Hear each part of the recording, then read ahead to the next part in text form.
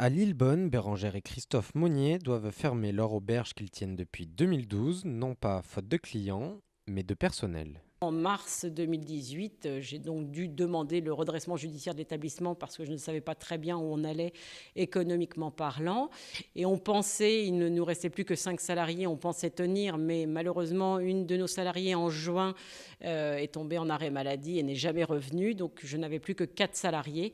Donc j'ai demandé pour ne plus mettre à contribution le reste du personnel qui ne pouvait plus remplacer les personnels manquants. En décembre, nous avons demandé la liquidation judiciaire de l'établissement. Pourtant, l'aventure commençait plutôt bien et les clients ont de suite été au rendez-vous.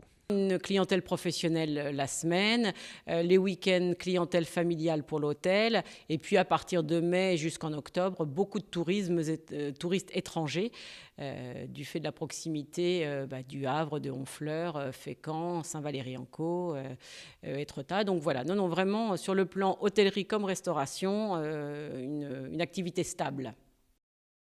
Mais après plusieurs départs de l'entreprise et de nombreuses tentatives pour réembaucher, la petite auberge n'arrive pas à maintenir le nombre suffisant de salariés pour pouvoir continuer. Nous n'avons retrouvé aucun candidat malgré des annonces sur les différents réseaux possibles, Pôle emploi, Le Bon Coin, voilà. Donc personne en cuisine.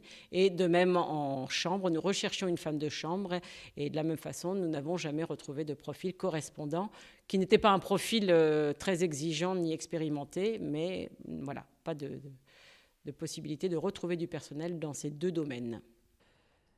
L'expérience de Bérengère et Christophe Monnier est d'autant plus étonnante quand on sait que le taux de chômage de la population en activité était de 22% en 2016 à Lillebonne.